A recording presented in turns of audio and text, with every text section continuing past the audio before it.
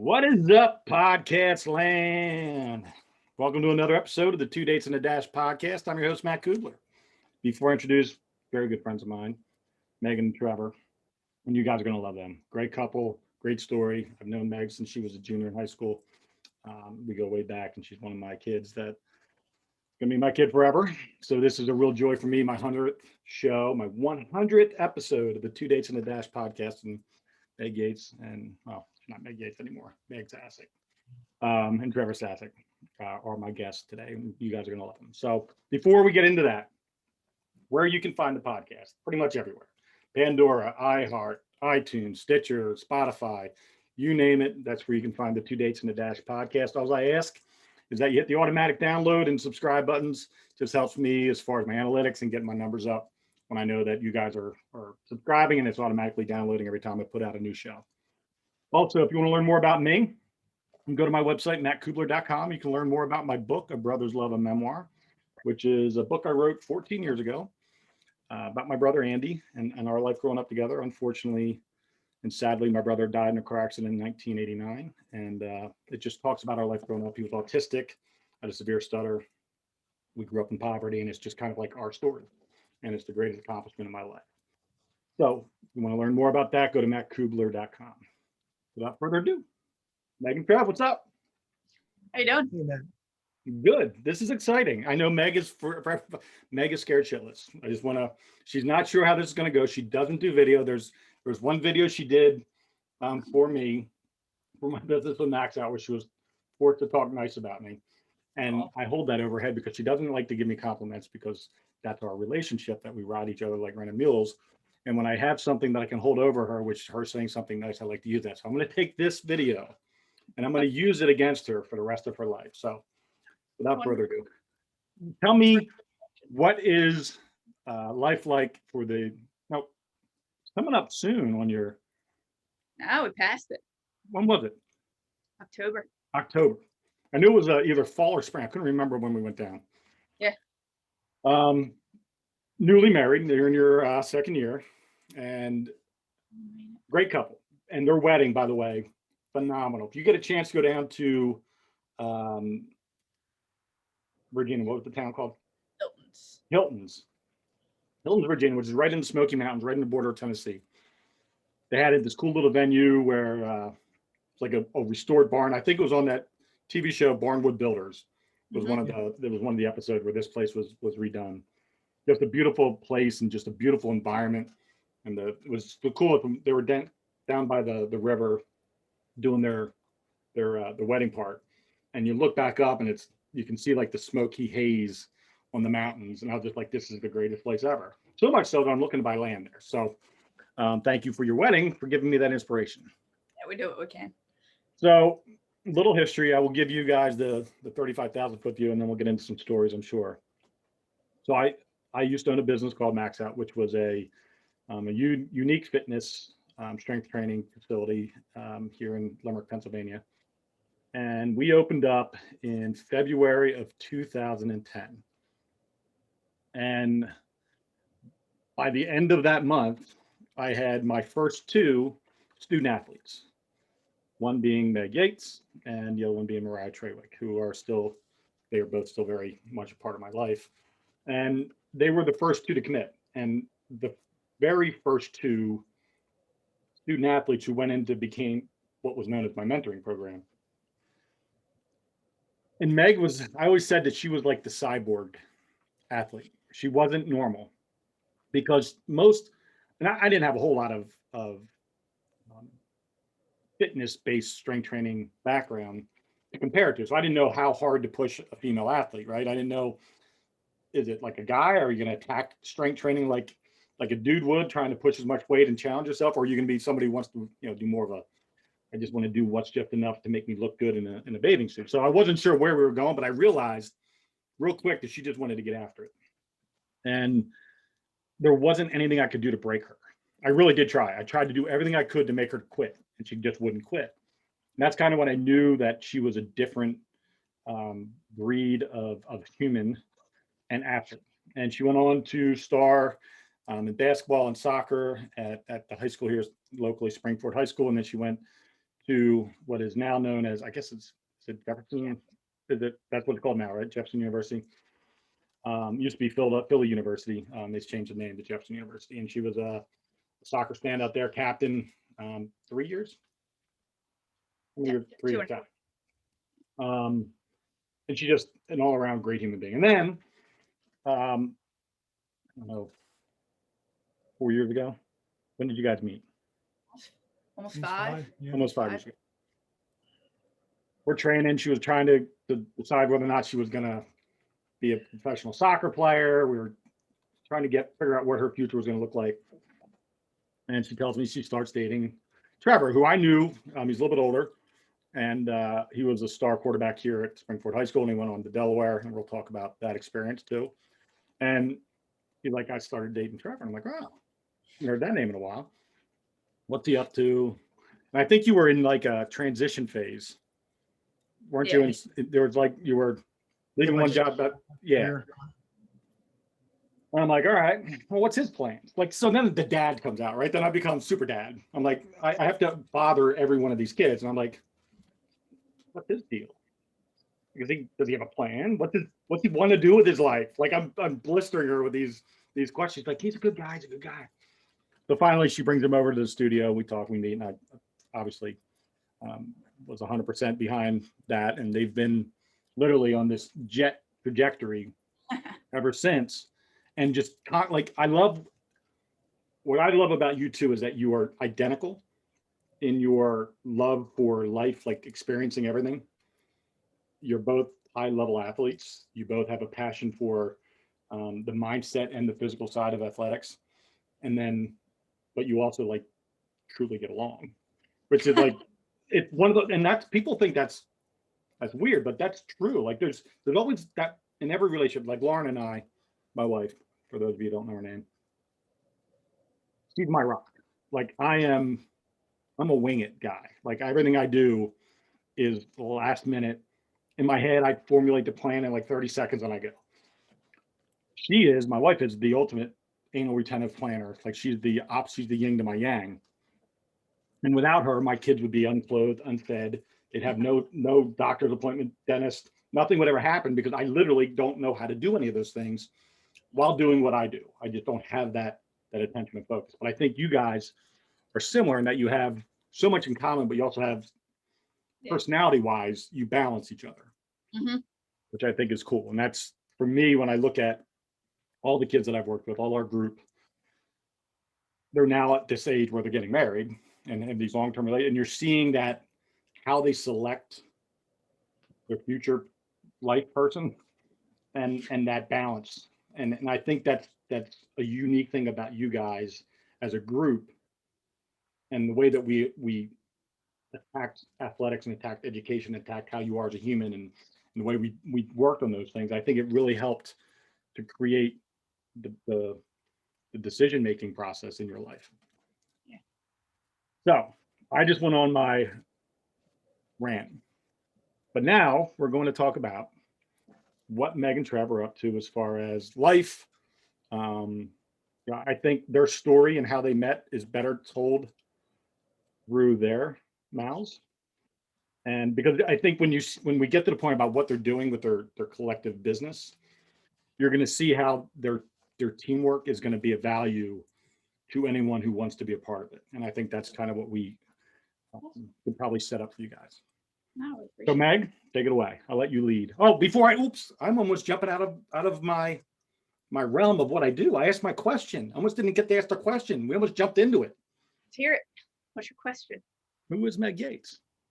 Or who is Meg? Whatever we're going to call you, Sasek. Whatever, you will always be Meg Yates. So we're going to go there. Who am I?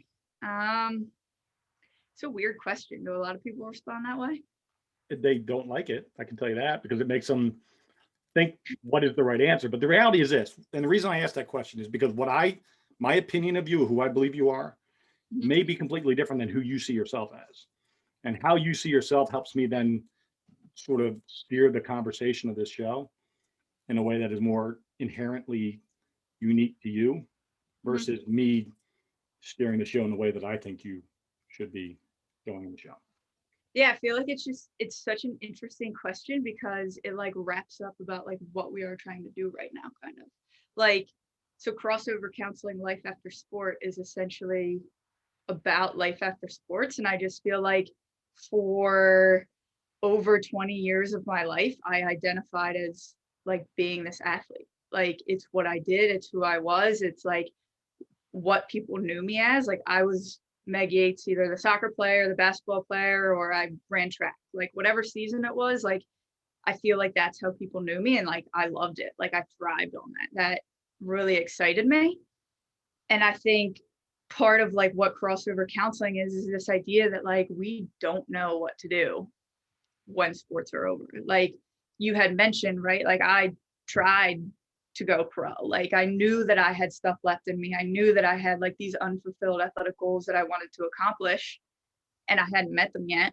And so I got these three really good opportunities. And then for various reasons that were unrelated to like my talent or whether or not I could actually perform, like they all fell through.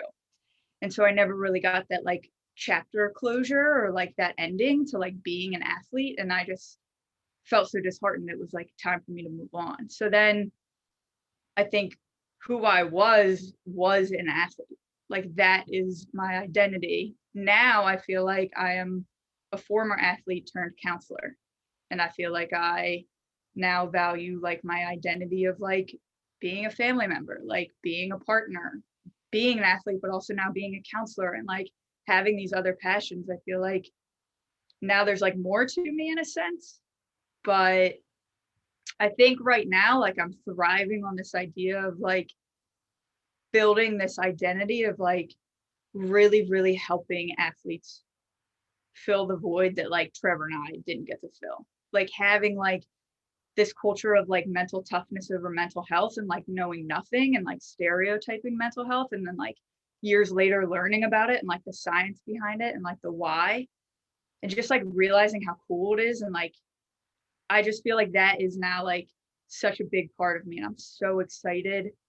I think it's cool. Like our stories line up. We have two totally different athletic stories of how we got to where we are and like how we met and stuff like that. But I guess if I were to define myself, I now like multiple identities. I feel like I'm fairly cool. I got some good things going on. And I don't know. I feel like I'm like really excited about like the journey that we're on and like what we're building and like the potential to help people in a way that like we would have loved to have. I don't really know if that answers who I It am. does. There's no right, and I'm going to be a counselor here. There's no right or wrong answer, Meg. The answer is whatever you feel at this moment. That's what I'm trying to help you share. Appreciate that. See, I should I do. literally do your job. No. So, Trev, I'm going to ask you the same question. Who is Trevor Sass? Yeah. Well, I guess Meg set it up I easy take for me. it. Yeah, that's not too bad. But no, that's one of the things that I think, Matt, you already hit on was how similar and how parallel our stories were Mhm. in that hometown and growing up like that, just being identified as an athlete. And then you almost internalize that. You take that in as this is who I am. I'm an athlete. My life is focused solely on becoming a pro, or I want to play in the NFL. I want to be, the next. I mean, Joe Montana was my guy back then. That's who I wanted to be. Um, so that was what my life was focused on. My energy, my focus. I wanted to be the next pro. So then, I mean, you go around and even now, it's like she was saying, how people kind of look at you like that. I can't go to Wawa without somebody asking me, "Oh, did you play basketball?" No, I didn't play basketball. So it's kind of one of those things that people expect you to be an athlete, but then also the expectations that come with that. Noticing people's reactions when you say, "No, I didn't play basketball," almost like I was wasting my height or wasting how I looked. So that was one of the things that I did notice with that identity and being solely focused on that. It was like the expectations of myself and other people was so high. Mhm. But just like Meg said, whenever that started to end and my career started to shift, I was fortunate enough to have role models in my life to allow me to explore different assets and different facets of my life that I was interested in, different passions prior to whenever I got out of sports. So that's kind of where I fell back onto after my life in sports. And after my injury did happen, and I had an almost like shift. So that shift ended up, I guess this is to answer your question roundabout way, getting to me being someone who is looking to provide significance in other people's lives. I want to be somebody that is changing other people's lives in a positive influence. I definitely know that in my previous career, like you said, I was in that transition state. There was a part of me that was really focused on success, monetary gain.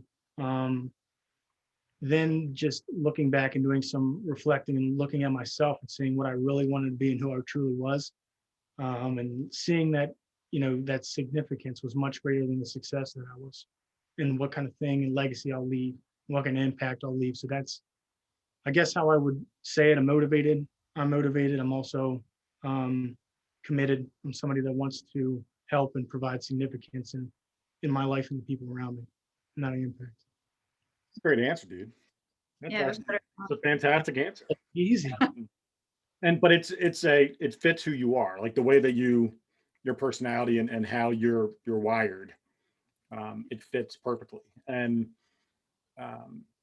what I, as an admirer of both your lives and your relationship and who you are collectively and individually, those are the things that I see in you. Like when I look at you, I see that.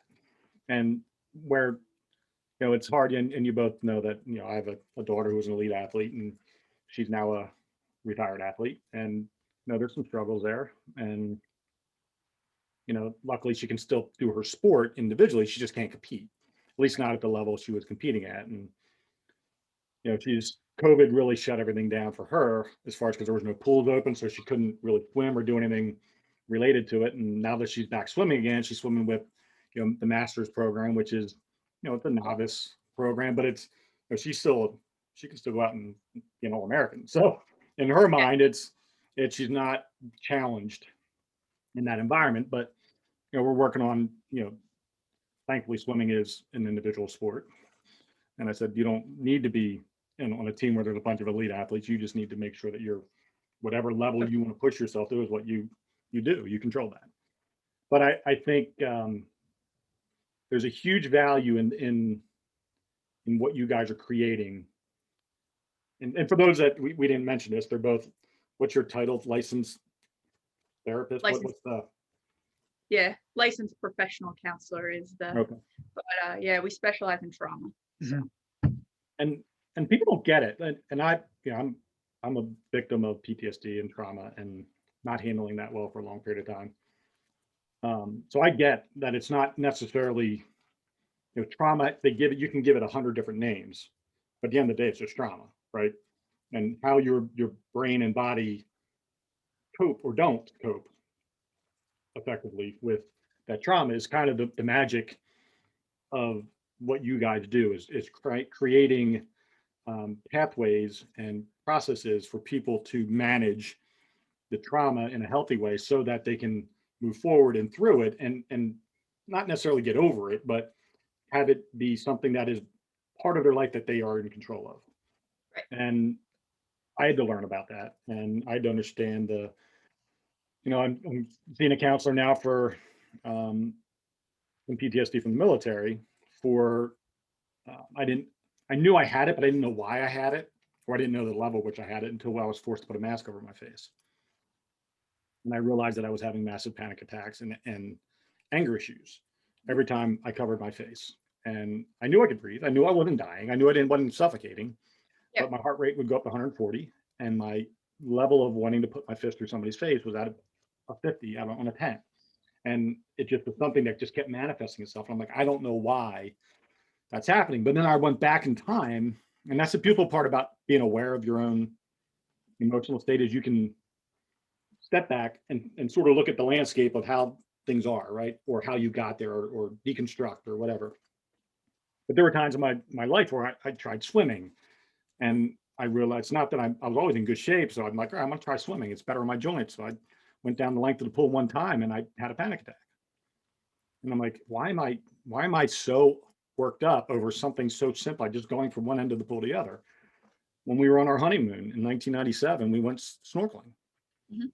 I was in the water for about 30 seconds and I had a panic attack because I had the snorkel over my face and I felt like I couldn't breathe, even though I knew I wasn't drowning, and I had to get out. And it was like the worst thing in the world. I was embarrassed because I'm with my wife, I'm supposed to look at whatever, Trying to have a good time. right. And I'm up there, having a panic attack. So, but I never understood why until now. I realized it's because I was wearing gas masks for 3 months in the Gulf War all the time. And there's just something I think about that covering of my face that is causing me problems. So now I'm seeing a therapist, and it starts actually Friday. Proud of But you. those- yeah, You. but those are because I know that the future doesn't end well with, and this is not here nor there. I look at everything from, is this a temporary thing or a permanent thing? Right. Can I ride it out, or is this something that I see is going to be a progressive problem? I can simply not swim, right? I've decided I don't have to swim. So I don't have to worry about having a panic attack about putting my face in the water. I can remove that from the equation. But I don't think the mask thing is ever truly going to be removed from the equation for a while. There's Right. going to be something else that then brings a mask back into play, and it's just going to keep cycling back into my life, that not being able to go do anything because I can't do it. Sure. So Sure. for me, understanding what that is like and understanding the psychology of how those things happen and why they happen, people need to understand that trauma can be a sports and that removal of the most important thing that was your identity for 20 years, or simply not being able to put your face in water having a panic attack because you wore a gas mask for 3 months. But understanding that Mhm. helps what you're doing make practical sense. Right. In a very specific field, Right. but a broad field. Like, there's so many people that were athletes, whether they were elite or not, when that is their identity, regardless of the level of their excellence in it, and that's no longer there. That's gigantic. Well, What is it relates about? Why did you choose that? What was your aha moment collectively? I think I know the answer, but what was it that you guys said, this is really what we should be focusing on? this crossover counseling. Yeah. I think that there are multiple parts for us. I think one of the biggest ones is there are so many sports performance coaches, sports psychologists. Everybody wants to focus on continuing to help somebody be an elite athlete. Everybody wants to be part of that success, and rightfully so. It's a very exciting thing. And I also think we could have both benefited from having performance coaches or a sports psych while you're playing. But what we've really noticed is that nobody really pays attention to the aftermath of it, right? Even research shows that you are so supported while playing, and then the moment your retirement comes, or a career-ending injury or burnout or an eating disorder or whatever it is, it's you lessen being such a part of that community that was, or that team that was. And I think specializing in trauma and chronic stress and knowing the mental health that can align with the transition out, there is real anxiety from it, depression from it. It's a loss. I think we both, I know I felt it. And just the mental health part of it, that still goes untouched, it seems. So I think one thing that we wanted to do was fill the void that we didn't get, basically. If this would have been around when I was transitioning, because I know I had immense unfulfilled athletic goals. That I was recall. my thing. I would have loved to have somebody be let's work through it. But I also think, do you want to jump in, or should I just keep? Oh no, you finish, because I got a question for Trev. Okay. I think our other thing that we really want to do is the loss of that identity, that cohesion, that competitive edge of that being part of a team. One thing that we really want to do that we haven't been able to do yet because of COVID is we're bringing in the mind-body aspect from both a scientific lens, but also an athletic lens of, we know just as professional counselors what movement can do for processing, whether it's stress, anxiety, depression, whatever it is. just like how the body and the mind and just how it works essentially. But I think the other part is we're actually going to create groups where we do a workout before. So we're going to do a 30-minute intensive workout, and then we're going to do a group afterwards, to bring back that like that feeling of like that competitive edge, being part of something, building back that relationship that a lot of athletes lose with working out and fitness. Like I know when I like called it quits at the end, I had a really hard time with like feeling motivated to want to work out anymore. Because if I wasn't working out to perform, like what was the point? Like what was that going to be? And I think that happens for a lot of people. So one of our like main core ideas behind this is we want to bring that feeling of being an athlete back through that workout, and then also bring in the component of like, now you've built that like really innate natural trust and like teamwork back. So what do we need to work through? Like what don't we talk about on and off the field that we can like start to do now, and we can feel like athletes while we're doing it? Does that make sense? A lot. And I think, and I got a question for you, Trevor, but what I like about that, and first of all, I love anybody that can find a niche, right? I opened a business that somebody said could never be done with a piece of equipment no one ever heard of, and lasted for 11 years. And if it wasn't for this stupid lockdown crap in Pennsylvania, we'd still be open. So I love when somebody sees that everyone's moving their ball in this direction, but yet there's this opening right here and nobody got their ball there. Sure. And you decided to find that. And that's what, when we sat down and talked initially, when you came up with the concept, that was the first thing that jumped out at me, was this, niche that you created that no one else was paying attention to, because everybody's chasing, and no offense, people chase the success. People want to follow success. People want to help be a part of someone's success story and get that joy from seeing somebody achieve, and then build off of that and get more people that go, oh, you helped him achieve, so therefore I'm going to join with you. And that's, I get the business model. I was doing that model. But nobody goes after the, when it all goes away, what the fuck now, right? Nobody wants that one, because that's kind of a sad one, right? That's right. It's who wants to work with loss? Right. It's the most uncomfortable. It's always the elephant in the room that nobody wants to talk about. And it takes two people, or one person, or anybody that has experienced it, and then put themselves in the position to get educated and go through all the schooling and all the stuff you guys did to get to where you're at, using your own personal experiences. That's kind of like your baseline and of understanding of the, at least from an individual perspective, how that worked for you, and how with all the stuff you've learned as far as techniques and practices, how that those would have helped you and ended up helping you as you were learning them to cope with your own situation. And I think anytime you come from a place of experience, it's always the best. Especially like when I mentor kids, is because I had a mentor. So I knew exactly what a mentor was like for me. I know what that person did in my life, and the value that he brought to me, and why it was so important and influential in my life to have somebody was there that I knew I could go to no matter what. So having somebody like you guys available is phenomenal. And then the group exercise component, and even on the rehab side with the work that I do with neurological, when I get them moving, their brains function better. Like everything, just Ozzy, my one stroke client, the more he exercised, the more he remembered. Yep.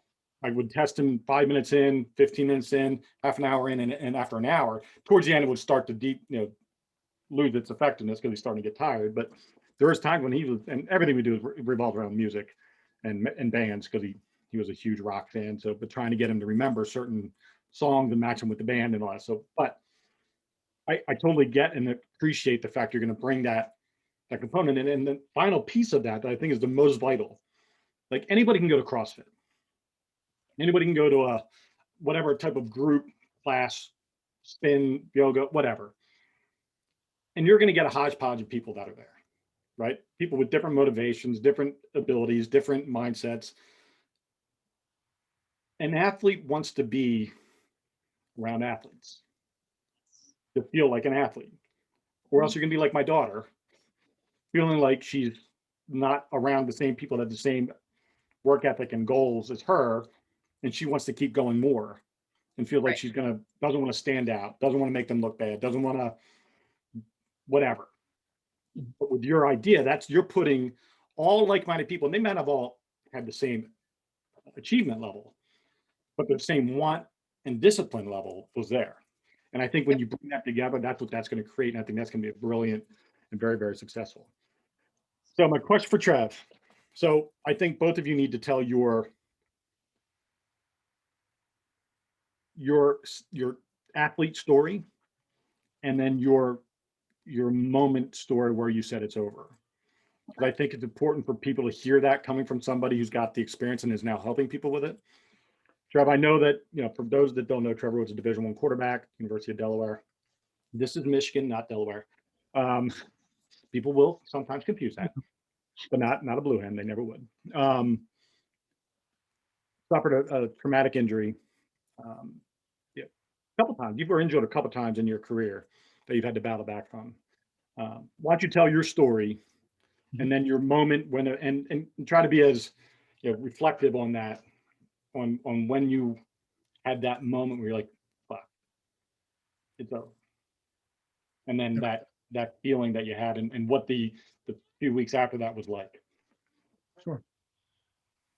So I came in Delaware, ended up getting hurt my redshirt freshman year. I see you have the Tebow back there. It was a similar package to that, where I was, running quarterback. And I don't know if any of your followers are familiar with Pat Devlin, but I mean, he was the man in Pennsylvania for a while. Gatorade Player of the Year, went to Penn State, transferred down to us. So he was a starting quarterback, and I would do running plays as a redshirt freshman. Ended up getting injured. Somebody came out on the side of my knee, fractured my knee and dislocated it. I played the rest of the season with that, my redshirt freshman year. Ended up coming back, starting, got hurt, the same exact injury. Played 2 games later, then I tore my MPFL, my other ligaments. I got reconstructive surgery. I was supposed to be back in 18 months, came back in 9. I came back, ended up playing maybe 2 more games my senior year. And then that was about it. I was training for the pro day.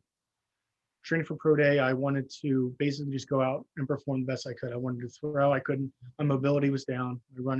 My speed was not where it was when I first started before the injury. So I kind of knew that things weren't looking the best. I just wanted to go out there and throw well. So did that, had some conversations with some teams, watched some film with some teams, told me that I didn't have enough film, and that my injury was too severe. And just that in itself was validating enough of having that conversation, knowing that, I did have the possibility of playing in the next level, but knowing that I gave it everything I could, and with, the injury that I did, and even if it didn't work, then that was kind of my aha moment right after that pro day. I felt calm, and I've kind of felt a sense of relief leaving that I got some validation from the league that I was looking to get to my whole life. It wasn't something I was proud of myself for not quitting. I had, numerous opportunities to quit. I had the opportunity to remain on the money that I was on and stay at school and not play football again. I chose not to. So that was kind of my aha moment, was that I worked through it and I stuck through it and I finished what I started. And I got, some validation of an acknowledgement for the work that I did put in for my whole life from the team that I was trying to go. And I think that's an important lesson, was the perseverance and being able to get back up every time you get knocked down, and the fact you were supposed to take 18 months, you did it in half the time. Like, those are all indicative of want, right? What level of want do you have for whatever it is you're trying to accomplish? And it is a great, and I think the ending would have been different if someone said to you, you don't have the talent, right? This isn't, you just aren't, you don't have what it takes to be an NFL. Mm-hmm. What you were told was, if you didn't have this massive traumatic injury multiple times to your leg, that being different, your future trajectory would be league, right? It could be And different. I think knowing, and I don't know if it's a consolidation or a consolation for that or not. But knowing that you had it and that something outside of your control is the thing that stopped it makes it any better or not, I don't know. Only you could answer that question. But I think because some people will say, I'd rather not know, right? I would have rather not known at all that I was good, because then I'm angry that why would God do this to me? Or, whatever the backlash question of why would I get injured? What could I have done differently not to get injured? Could I have been a pocket quarterback or whatever the counter to the scenario that got you hurt? Did you ever struggle with any of those questions, the what ifs, after you had that aha moment? After the aha moment? Yeah. Okay. Because I was gonna say yes before. I mean, it wasn't like a bright and sunshiny walk through those 9 months. I mean, there was a month and a half, 2 months right in bed when I was using that mobilization for my knee. So I mean, there were some times that were really difficult, and that did have me questioning. But after that, there was some difficult times looking back and like seeing what the sport was like, and just different things along that line of what was going on, and how, I don't know, looking back at some of the things that I could have done differently, and what I took out of it, what role I had in all of this. So I did evaluate that frequently as I got out of sports, because I didn't really know what else to think about. Like we said, I was just so involved with that athlete identity. Yeah. Did you ever get to the point, and the reason why I have an athlete that ended and then wanted to make a comeback when they started to feel better, like they started their mindset shift, and they started taking their training a little bit more seriously, and they wanted to get back after it, and they thought they had one more run left. Did you ever at any point in time, and I'm going to say the answer is probably no, because I know that you're psychologically, your profile was probably shelved it. Let's move forward and focus on the future. But at any point in time, did you think about, I'm starting to feel good again? Maybe I mean, my arm still feels great. Like, I can get myself faster. Like, did that ever pop into your head? Well, the next year, I got a call about 2 weeks or 3 weeks before pro day, and one of my teammates was trying to return and do pro day for the NFL. And I mean, I went back and I threw for him. He trusted me, and I threw routes for him. He's a receiver. So yeah, I ended up going back for that, and I trained with him for about 2 weeks with that, and got back, and it felt fine throwing. And it was the same thing. That did get you though. You were pumped, Yeah. and you got looked at too. Yep. Yeah. Because I think that's that. So Preston, Meg, Preston. So Preston's now, I've been with him since he was in 10th grade. He's 27. Former All-American high school football player, All-State. Made some poor choices, listened to the wrong people, thinking he was going to go D1, high-level D1. Didn't. Ended up mucking his way through NAIA and JUCOs, and had a good college career, but not the one he had envisioned. The all important, when there's 6'3", 215-pound linebackers doing the same thing you do at 5'9", 225, they're going to go with the 6'3", 215. And it's just a numbers game. It's a height game. It's a metrics game. So anyways, he kept trying to go after that. He had the talent to play in the league. He's a phenomenal athlete. He just didn't have, no one's going to give him that shot when there's like an army of 6'3", 215 linebackers, right? And they're just going to keep pulling on those before they go down to the 5'9", 5'10" guys. So he just kept getting that. He would get a call from, the Green Bay Packers to do a workout. He'd get a call from and it would be just enough to get him interested again. Yeah. When I'd have him moving in the direction of going to rugby, because there's, just like when you decided to find your business niche, there's a niche for Preston in rugby. He is one of the most physically punishing human beings I've ever seen play football. His desire to run through shit is at 1,000,000%. And he's, freakish fast and freakish strong and freakish powerful and a great kid. And, but he would always get redirected back to the league because he would get a sniff from somebody, or somebody would call and say, I can get you this, or let's get you, I'll sign you with this agent. And this agent's some low level guy that has one guy in the CFL who doesn't start or whatever, I can get you this. And it would always be something that would pull him away. So he's finally off that. I finally broke that from him, and he's got all kinds of offers now to play internationally for rugby once they allow foreigners to come into their countries. But it's that lure where you think, where you could do it, but whether or not you have, for your case, that knee is never going to be right. It's never going to be 100%. There's always going to be that I'm one play away from being back where I was in college. And did you work through that process of the, what if I did get a shot again, would I be able to physically do it? Would I be able to make it a run at it and have any type of longevity? No, I didn't really go through that process. I mean, I knew where my knee was at. I don't have any cartilage in there. So it wasn't like a ligament thing or a fear of that. It was kind of like, my knee doesn't really work after a certain degree. Right. So after that degree, then it kind of gives out just because it's nerve to nerve. So yeah, it was like, that was my plant leg too. So yeah, I was kind of content with it. I knew that even if somebody called, I was okay. I was okay with where I was at. That's a blessing. It really is. For no other reason other than it was your defining moment, like your daily.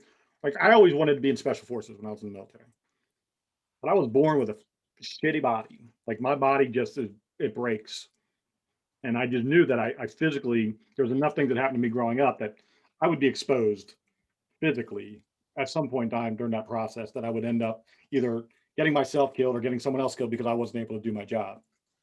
So it was a blessing to know that I physically, even though mentally I was like all in, I knew I wasn't physically capable of doing those things. And that kind of gives you the kick in the ass to look forward, right? The thing that keeps you from getting bogged down is that daily reminder that you have a knee that after a certain point in time gives out. It kind of, it lets you know that you made the right choice. And there's no second guessing. There's no rear view mirror checking.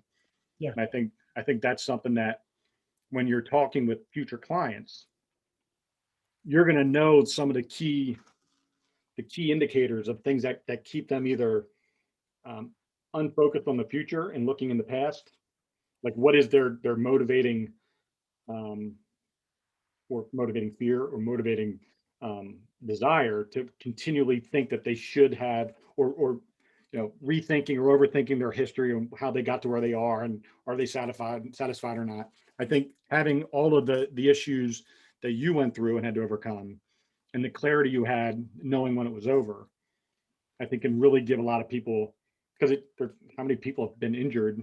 Career-ending injury is a real term. So, right, it happens. So having that psychological process you went through for it is going to make you a valuable commodity to someone else's mental health. Yeah, because it's almost like, not why are you going back, but what would be wrong with not going back? Right. And that kind of gives you your answer where to move forward. That's a great point. It's a great point. Meg, let's talk about because your journey wasn't any physical limitation, right? There wasn't a something that stopped you from moving forward. Right. Life just got in the way sometimes. So Yeah. why don't you tell your story about, because I know and I'll see, only reason I'm asking you this is because I know what I want you to say, but I'm going to wait and see how you say it. Now I want to know. What am I What's the whole point of this? This is the trying to exercise say? we're Like going Cubbler No. Why? help. Well, What if obviously I was instrumental in all of your success, but no, your story and why you feel maybe you didn't achieve as high of a a goal, your goals that you talked about turning pro and all that, why that didn't happen. So I want to hear your version and your story on that. I think there's a lot. I think I've done a lot of like reflecting on this and like working on it. I don't know that I have it all pieced together yet, but I think initially I was very confident to a degree, right? Like I was confident in what kind of athlete I knew I could be, but I never really felt like I had like, I mean, my parents are great, you know that, but like I never really had what I felt to be like that guiding like coach or that. So I never really knew like, am I just working my butt off and like going in the right direction, or like am I like how am I working and is it working kind of a thing. And I do think like I'll give you a little shout out, but this is going to be about it.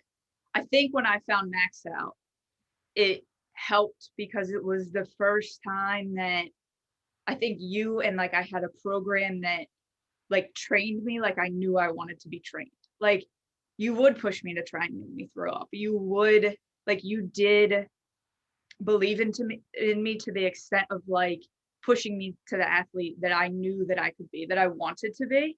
So I think I got the physical part down. Like I was stronger. I was never that muscle mass that I always wanted to be. I know that you always talked about that, my body shape, whatever, but I was strong. I had that. As But an then ops. the aspect of like, what about like the actual skills with like my sports? Like, how can I keep growing? And I think for me, I had all these people around me telling me that I was D1 caliber, and I believed I was D1 caliber, and like that was my ultimate goal. I also think that's the culture. Like everyone shoots to be a Division I athlete. It is what it is. Like that is top. That's what you think is best, even though it's not best for everyone. So I think while I played D2 and I played in a great program, like we were a really good program, I think that was already a knock of like, one, I didn't prove it to myself, and two, now I have all these people that just like assumed I would make it, and now like I didn't. So I think that was part of it, but instead of like getting down in that aspect, I was like, I'm just gonna work. I'm gonna keep getting better. I know I have so much more room to grow, and I still want to play. Like I want to prove it to myself that like I can achieve these goals and I can play abroad. Like I know I can make it overseas. And I think throughout my career, I had coaches at all levels, D1, 2, and 3. When I would play in front of them, it was validated. Like I was told, like, yeah, you do have the capabilities, you do have the skills. So I never had anyone tell me that I couldn't. It was always, I think with Max Out, with you, it was I actually had you as a mentor, and like you pushed me to help me. With everyone else, it was kind of like hearsay. It was like, oh yeah, like you have it, you can do it. But then I had no one like guide me. I had no one connect me. I had no one like help me achieve this. And women's soccer, at least when I was in, and this isn't meant to be an excuse, it kind of just was what it was for me. I had no connections.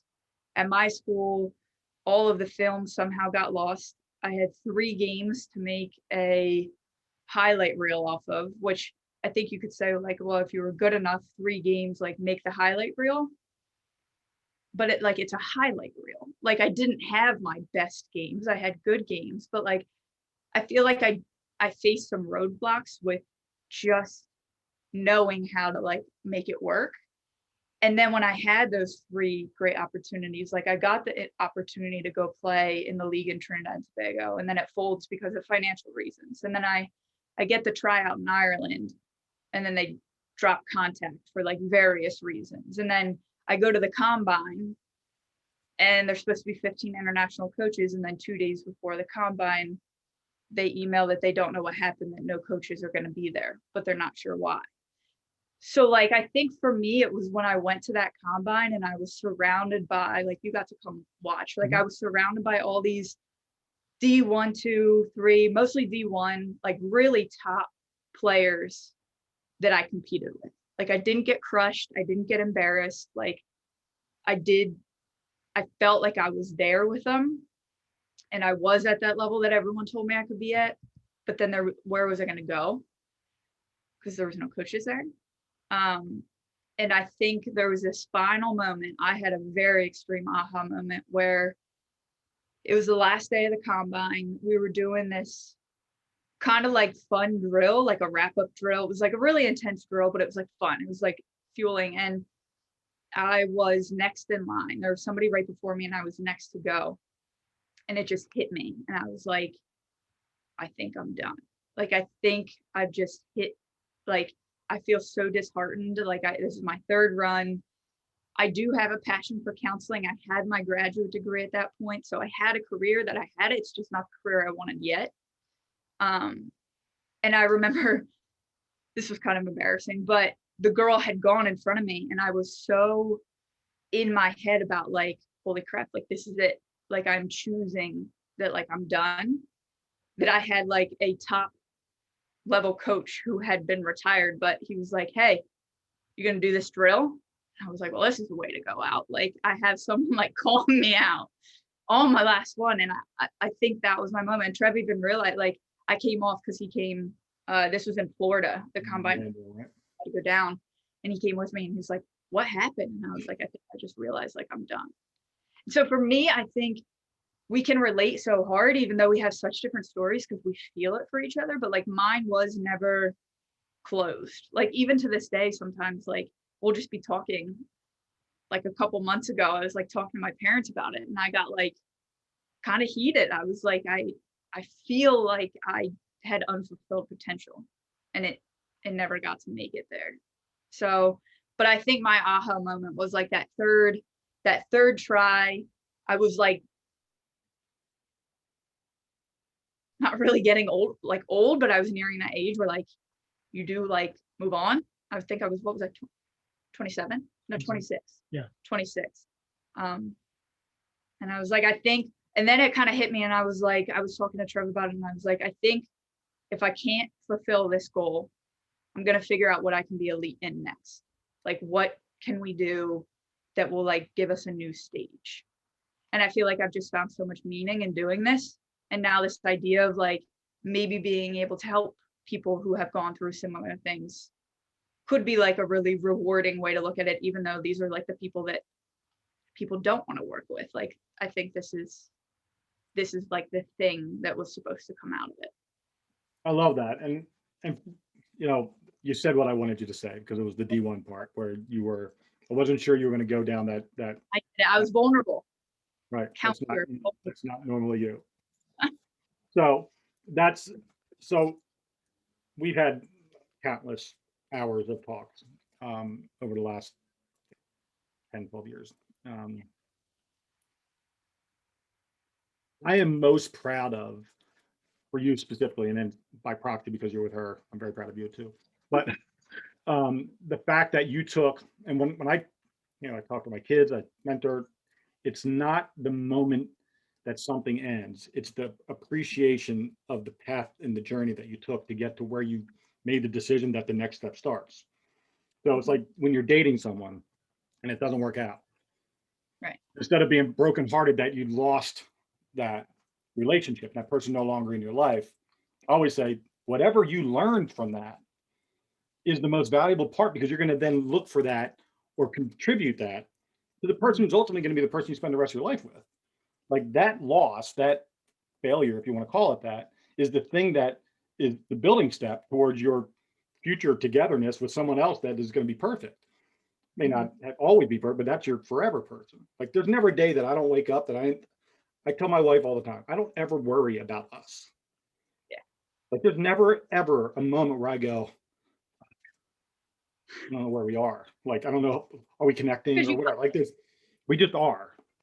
And I think for you to understand that the thing that you excelled at wasn't soccer. The thing you excelled at was challenging yourself to be excellent. Like that was, it's not a thing. It's the process. Like you love the journey. You love that process. You love the pushing. You love the challenge. You love the nearly puking. You love the me calling you out on your shit. You love the, when you go to college. I remember, and hopefully he's not watching this, but what was the coach's name at Philly? It was like a weird German name or something. George Well, yeah, but he had a weird, what was it? He had like a, what won't say it. Dunbar. Yeah. Yeah. So I remember you called me, said, Coach hates me. He hates me. He just hates me. He literally yells at me every time. He'll tell me you're starting and then not playing me. He'll do this and then do it. I'm like, classic. He's like, what? He's trying to decide if you're the next captain. He's like, what? I said, that's what he's doing. He's deciding whether or not you're worth investing time in as a leader. How do you handle adversity? How do you handle sudden changes in environment? How do you handle all those things? And I kept telling she's like, you're like, there's no way. He hates me. He hates me. And then you become a, basically a 3-year captain. So the point is that you love, even though you may hate it in some of the processes, you love the fact of uncovering those nuances. And once you came to the realization that was the process, then the process made more sense. And then the goal became, how do I become the best leader? And make sure that that process then is validated so that when he does it to the next person, they're finding another captain that is, you know what I'm saying? Like that's you're driven by the desire for excellence. And it could be anything, whether it was lifting weights. As long as you know that your purpose is excellence, you're going to put in the work and the time and the effort and the passion to get there, because that's just who you are. And that's why I call you the cyborg, because you're driven to that excellence. There isn't quit. And that's the part that I truly appreciate, because that, and whether you knew that or not, but that's always been my opinion of you, is that you don't get driven by how far you kick the soccer ball or how I remember one of the first times you called me when you had your first game in college and some girl ran into you. Remember that? Yeah. And I remember she like bounced off you and she like hit me and she's like, holy shit. And she's like, I didn't even move. It's like, I was so jacked and pumped. Like it was like, you knew that you could dominate somebody. And it really had nothing to do with soccer. It was just in that moment, you were excellent. Yeah, it was badass. You knew, but you knew that nobody could beat you in something. Like this was your drive. And as long as you have a drive and a passion and a direction and a purpose, I'm the same way. If I don't have purpose every day, I'm a mess. Yeah. Like if I don't have that goal that I'm striving for, my goals are all over with everything. My goals are ethereal sometimes, and I follow different trees to get there. But I always have a passion for that. I just don't know whether or not the path I took to get there is necessarily the proper one. But, and I think, Trev, you're more of the more subdued version of Meg, in that you're probably the more you're a calming effect on her. I'm sure when she gets in her Meg moments, you have the ability to bring that down a notch. But your passion for excellence is the same, because I think the thing that you are, and just through your recovery and the process of recovering from the injuries, was just to be able to prove that you could do it. You know what I'm saying? It's that somebody says 18 months, fuck you, 9, right? I broke my leg. They said, you're out 8 weeks. I went back to work in 3. Doctor said, you're a remarkable healer. I said, well, no shit. I manifested my leg to be better. Like I just said, fuck you, it's going to be better. And it was 3.5 weeks. So it's that mindset shift in understanding the goal and the mission and the process and attacking it and just being all in on something, I think is what both of you thrive off of. Yeah. What is the wait? If I knew that you were going to talk like this about us and to us, I would have come on this like 100 episodes ago. I told you it was going to be fine. Why didn't we know that this is like what we would get? This is like a pump up moment. But you don't talk. Clearly, you still don't trust me. She wanted to have, for everybody listening, she wanted to have like a layout. Like, what is this? Is it going to be, okay, we're not ready yet. We're doing blah, blah, blah. I'm like, listen, it's fine. Let's just do this. Nope. Then I get a text. Nicely, I would have agreed. Always talk nicely. Not always. It's true. It is all very, very true. But what I think, and the reason why I wanted to do the show with you guys is because I think your business is so unique and your stories are so personal to me, and that it resonates with just about everybody. Anybody who's ever been a high school athlete or a college athlete who didn't reached their goal or wasn't satisfied with how it ended, or reached their goal but it ended too soon, or whatever. We're at the pinnacle and just wanted to keep riding it, whatever the storyline is. The underlying foundation of the transition is trauma. And I think 2020 is going to be the reason why people start to pay attention to trauma. Right. I think there's so much trauma on so many levels occurring on a daily basis across our planet that the need for professional help, guide, someone can help navigate the process that's trusted, that understands the process they're going through, is vital. Whether it's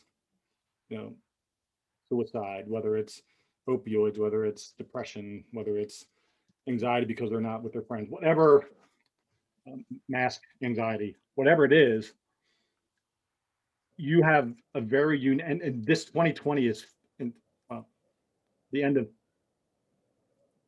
March 2020 through now. A lot of athletes got fucked on this, right? My daughter was at NCAAs, got one swim in, and they canceled the rest of NCAAs. Yep. There's swimmers that they lost their senior year, or athletes that lost their senior year. Now, granted, they're saying, "Oh, you're going to get a red shirt." Well, who's to say that it's going to be back to normal? Right. Right. That there's no guarantee anymore of what next.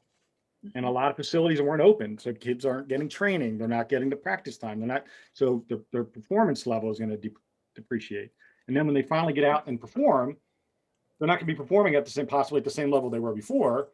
Right. And that's a whole different conversation, right? So the performance anxiety and the depression over why am I not as good as I was, or whatever those underlying moments are. And I think having somebody at this moment, I mean, I opened a business during a recession. Never do that again. Stupidest idea ever. But we made it through. Yeah. But you're opening a business at the most ideal and opportune time, whether it was by design or by God's intervention. Yeah. You're opening a business that is going to have a flooding of people who need this. And I think marketing and sharing it and getting it out there and doing all the work as a business owner is going to pay off quickly. Yeah. For you guys. I mean, yeah, like we're all in. Like we talk about it a lot. Like I can't imagine what it would have been like to be an athlete during COVID. Like knowing now, like former athletes, how meaningful that identity and like how meaningful it all is.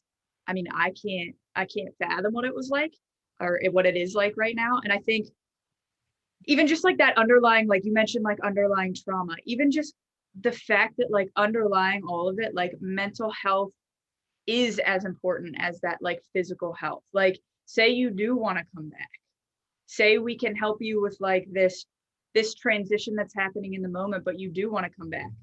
Well, maybe that is like an aspect of like working through the anxiety, working through like the down days, working through that like sense of loss that maybe doesn't have to be permanent. Like I think just that idea of underlying that like every athlete as a human, like we all go through some phase of mental health challenge.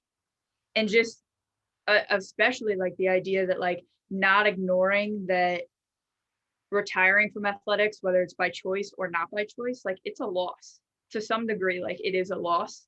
And I think we try and cover it up, right? Like people jump into CrossFit, or people jump into like, let me do Tough Mudders, or like, let me run marathons.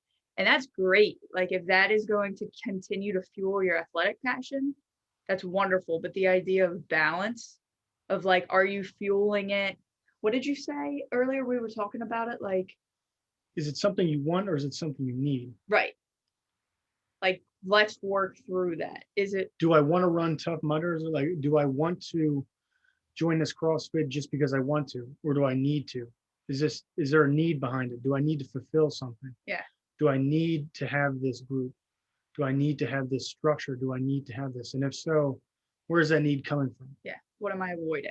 What am I avoiding? Is there something else that I'm either distracting myself from? Like, because I think that's what we were talking about as well, is with COVID comes that stillness of mind and stillness of life.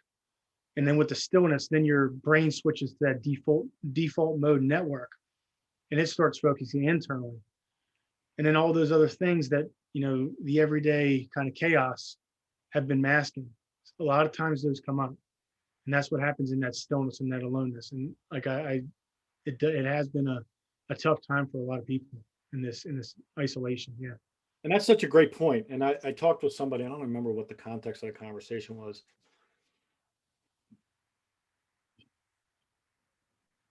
I was like during, we were talking of all things, what happened on the 6th of January at the Capitol, and how some Mhm. people react in chaos. And I was explaining to somebody that in the most chaotic is when I'm at my most calm.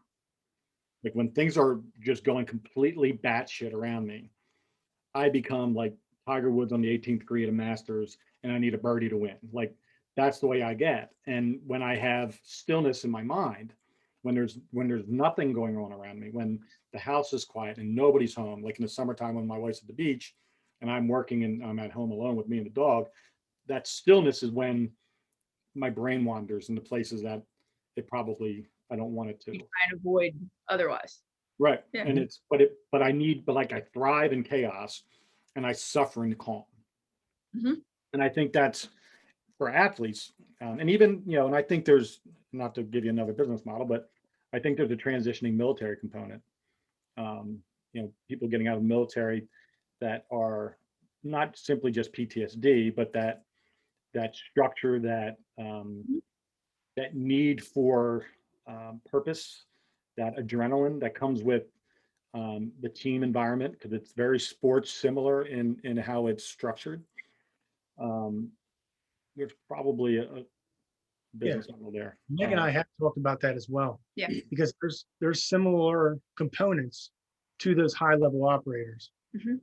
to that camaraderie, like hearing that camaraderie and not letting the other person down, and fear of failure, in the high, the risk of death of somebody that is extremely close to you, having those encounters constantly, having 100 100 plus contacts in the deployment, that puts you like in the mode that you're talking about. I'm going to be at a heightened state. All the time. Chaos is my norm. That's my baseline. Yep.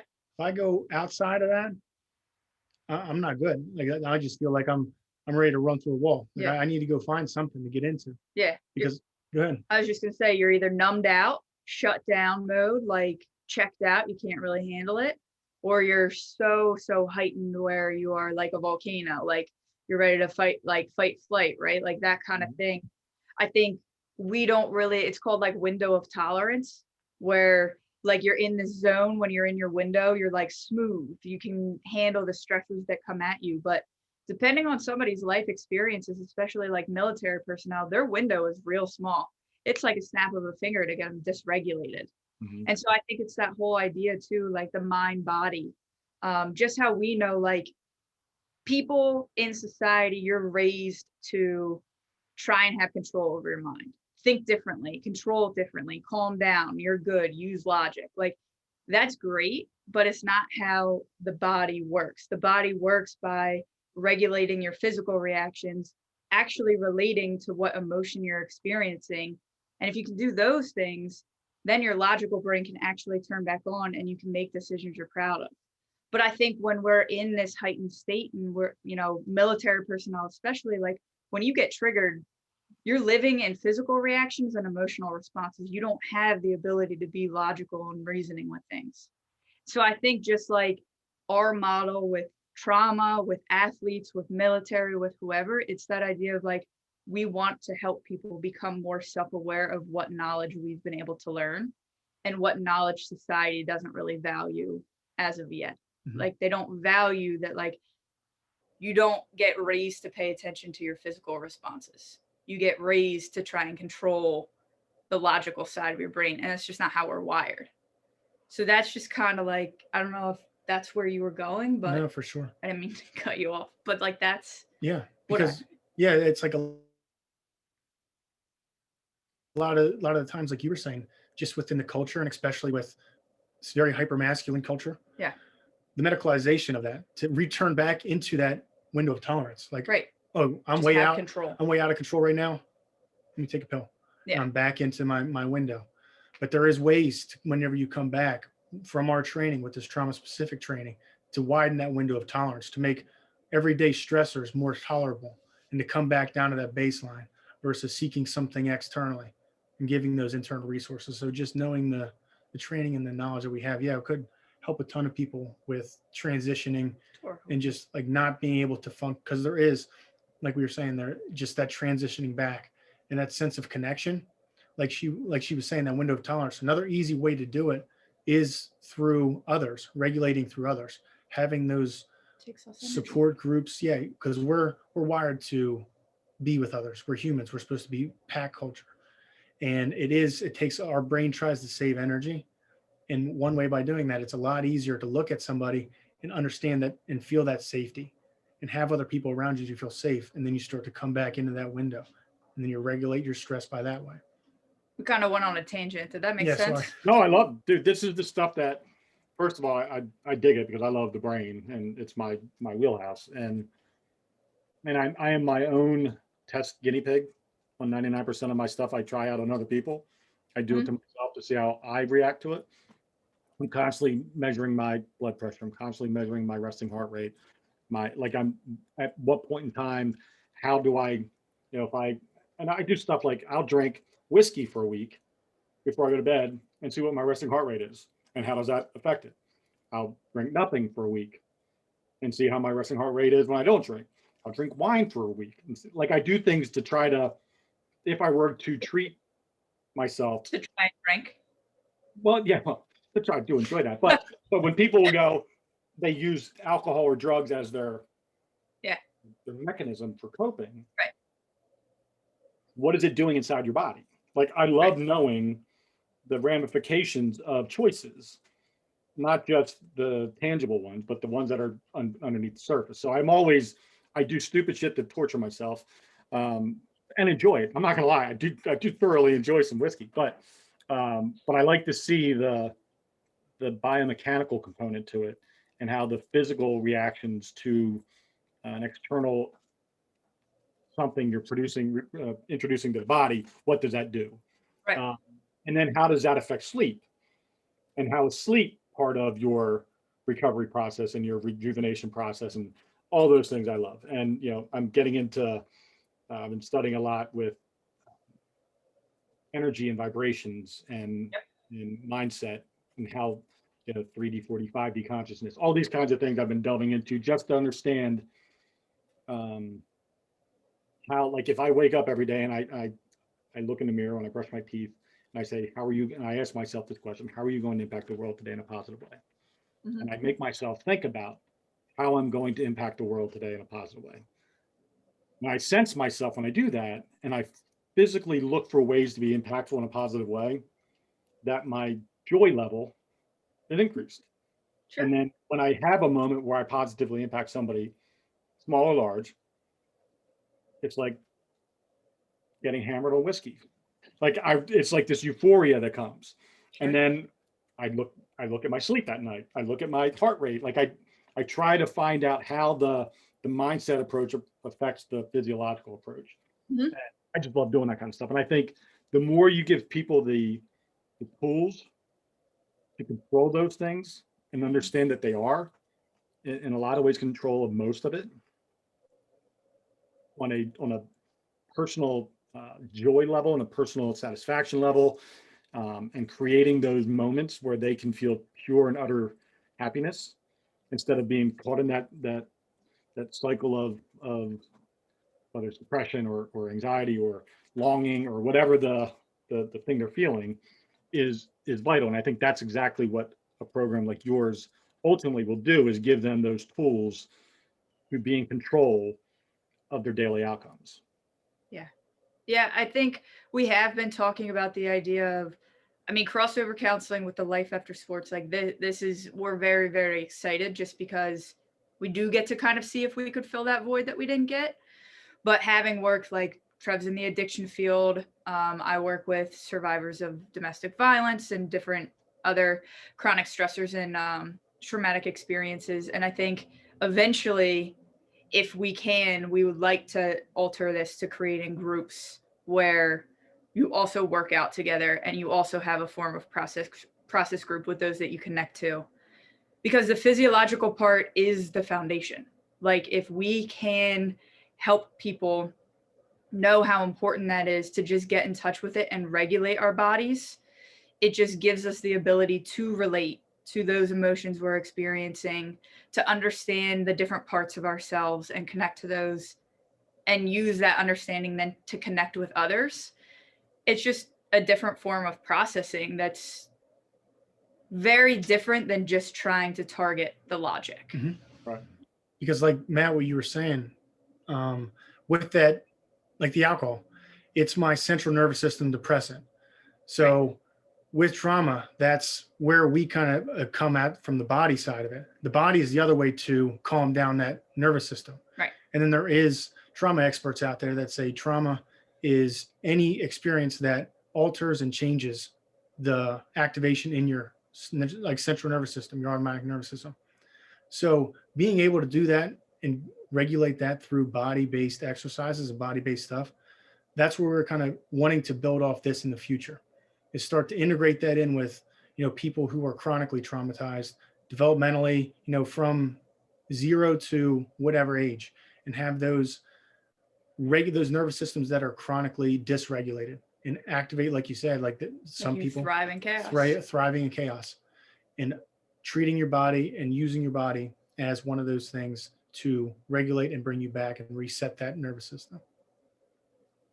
I could do this all night with you guys. This is this is the fascinating part of the fact that I care about you both, and I like that you're my 100th episode, but also it stimulates my brain in order to, like, I love the brain. I love how it interacts with the body. I love understanding what makes people tick and what makes myself tick, but I also love the fact that through life's experiences, you meet people that you end up bringing with you throughout your journey, throughout your entire life. And I think, you walking in my doors in early 2010, and our constant battles and challenges, and your lack of giving me any level of compliment is something that I have to force out of you, which I occasionally do. But just know that I appreciate your journey, and I appreciate the fact that you allowed me to be a part of it. And I do appreciate, more than you know, the fact you found somebody like Trevor who truly cares about you and truly wants to see you succeed and be your rock, the person that's going to be your forever, that you never have to question whether or not they're going to be there. And I think when you're building a relationship, it's like building a business, and having a partner, you're doing both. That you yin and yang each other, you feed off each other. There's no competition for words. There's no, like, it's you're finishing each other's sentences. It's this cohesive unit. And I think for your success, that is going to be why, is that you're together. You have a joint story, but individual stories. Mm-hmm. And the passion is identical, and your goals are identical, and how you're going to get there is going to be a unified approach. And I think the model you're building, there's just so many different offshoots of that, so many different verticals that can come from that one base model of helping somebody transition from something to something else that they were passionate about, and that was their identity, is really all it is. It's right. You can come at it from an athletic perspective because that's what your background is, but it has so many different ways it can be utilized. And I think, the first one to the punch usually gets the credit. And We're gonna I do think it. you We're gonna guys, try. huh? We're gonna try. Nobody Well, beats. But you're driven. Your history says you will. Your who you are says you will, because there's no alternative. You have your grit and perseverance to have, and your cyborgness. But it's just, you're just driven in a different way than most people. And it's not to say other people are lesser.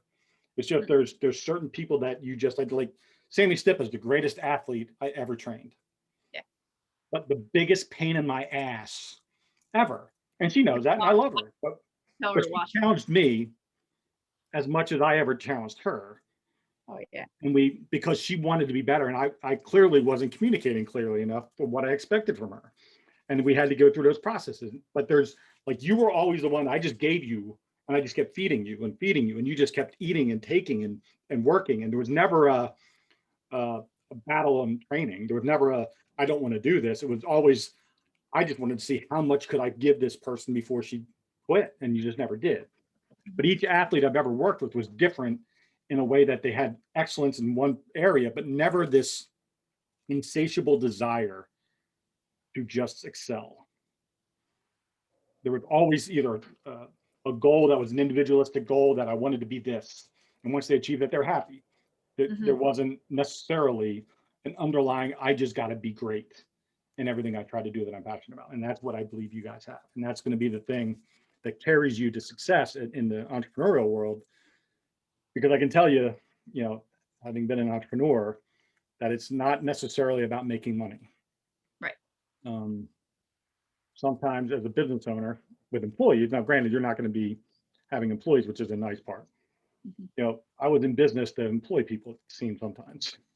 And it wasn't necessarily a financial windfall business, but it was a monumental accomplishment. Absolutely. In the things that we accomplished, the people's lives that were impacted and changed. No one could ever tell me that we weren't, world champions at that. So Oh yeah.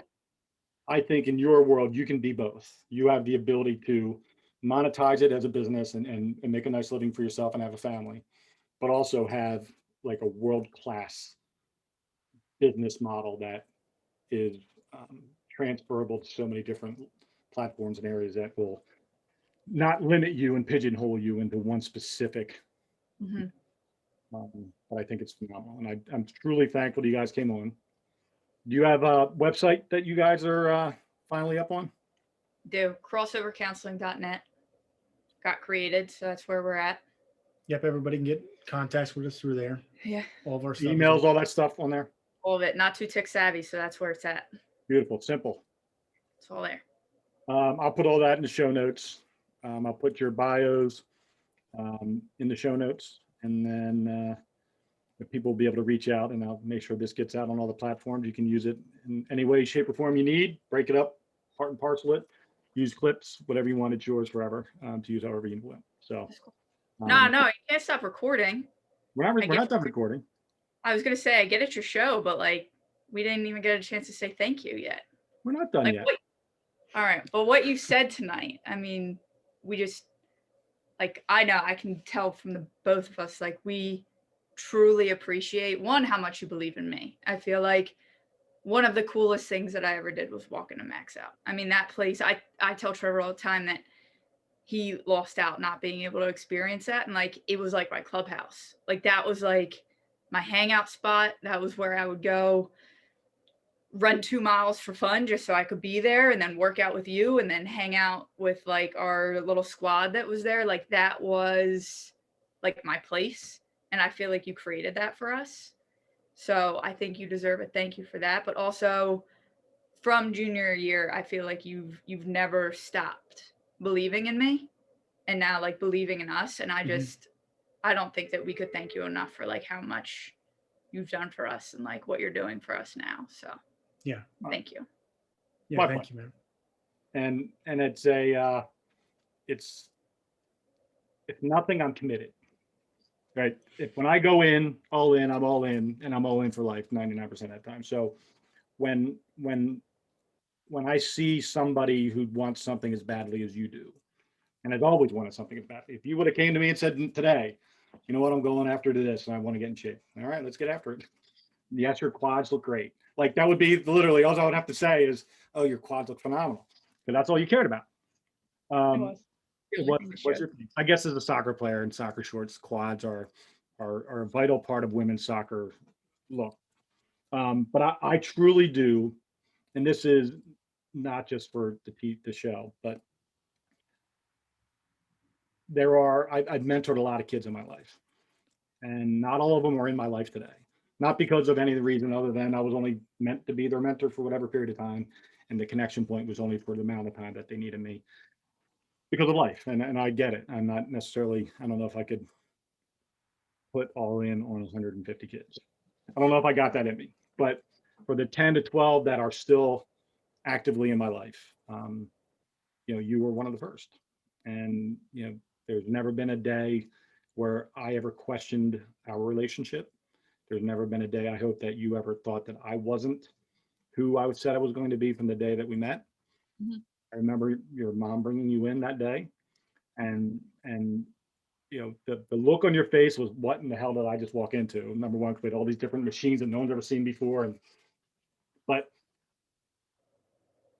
I am so thankful that I've had this privilege of being a mentor, because it's not something you just go, oh, I'm going to mentor kids. This is what I'm going to do for the rest of my life.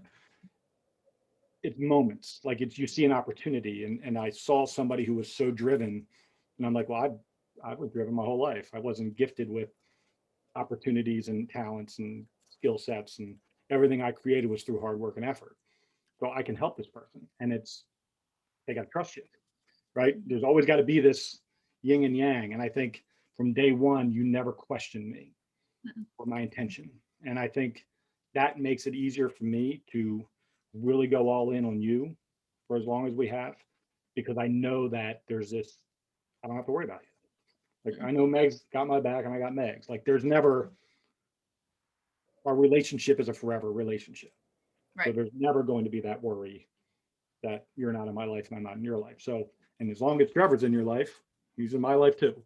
And this is now a joint thing. And one of the proudest days was seeing you get married. And those are, even like with Mariah, and I'm sure with Stip and everyone else, when it happens. I don't know if Britt's ever going to get married, but if she does, I'm sure it'll be on a beach and she'll be wearing clothes she's had on for 4 days. But those moments are the ones outside of my own daughter are the most important to me. And it's actually, and then we're going off on a tangent here, but I don't give her, it's my fucking show. My daughter, I didn't mentor her, and I didn't treat her like I treated you guys in the beginning. And when she was in 10th grade, she came to me and she said, Dad, why don't you treat me like you treat the other athletes you train? I said, because I'm not their dad. I'm their strength coach and their mentor. Mm-hmm. I say things to them and make them do things in a way that is not necessarily daddy-like. Like, Right. you're not going to like me as much as your father. And I don't know if that's what you want. And what I was able to accomplish with you guys, physically and mentally, as far as making you truly well-rounded athletes and humans, helped me do that with my own daughter, but in a way that was obviously a little bit unique with her. But it allowed me to have the confidence to do those things with her because she came after you guys. And That's cool. you don't know that, but it taught me a I lot. didn't know that. To That's train awesome. and work with you guys taught me a lot about how to dance around the uniqueness of my own daughter, and how this transition from coach, mentor to dad, and Mhm. keep that balance. So, I didn't thank you for that because you didn't know it existed, but it's real that I learned that about myself through trial and error, and you guys trusting me and allowing me to work on things that I had in my head that I thought would work with you guys. And some did, some didn't, but that allowed me to be a better father and a better influence on my own daughter's life. So thank you for that. That's really cool. Thank you for sharing that. You definitely never mentioned that before. No, because she doesn't like she doesn't like me mentioning that, but she's retired now, so whatever. But those are the moments that when I look back on my days of owning that business, outside of my work with the rehab, it's working with you guys and being where you are today. There's not one of you that isn't where I thought you would be when I Mhm. first got to figure out who you were. Like, I envision you in the future, and that's my goal. I almost deconstruct it. Where I believe you're going to go, I work backwards to where we are, so I can figure out what that process looks like. Instead of guessing each step moving forward, I deconstruct where I think you're going to be and help you go toward the path that I kind of think is the way we're going to go. And I think each of you are where you're supposed to be at. I always knew Britt was going to be playing in the ocean. right? I just knew that's what she wanted to be. And she tried to go a bunch of different ways to avoid that, but she ends up training dolphins and living in a bikini in Florida. That's her life. Yep. You know, Mariah was always going to be a mom, married, family, corporate business, dominate. Yeah. That's whole she was going to be. Like I always knew Sammy was going to be. I worried the most about Sammy transitioning out of sports, but she's found this life of. I think she's competitive in her own little world of this relationship she's in, and he challenges her, and I think they do things together that keep them both energetic, and because he was an athlete too, and I think that's what's keeping them super solid and together.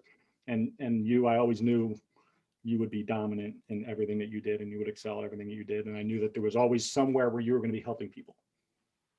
That was kind of where I always knew you would be. You would be directly impacting somebody's life. Because you listened, like you had, and it's the weirdest thing. You had the most attentive. Sometimes you were attentive because you were just wanted to get me to stop talking so you could do whatever it is I was trying to tell you to do. But I always knew every word was coming out of my mouth and it was going into your head. Oh yeah. Like it was never like period where I thought you were checking out or anything. And that was always something that was very clear to me. And when somebody has that level of attention and focus, that can be translated into so much, because focus is success, right? You can't succeed unless you have that focus and determination and that laser mindset. So anyways, hang tight. We're going to talk off the air. Everybody, thank you. I hope you enjoyed this. This was my 100th episode.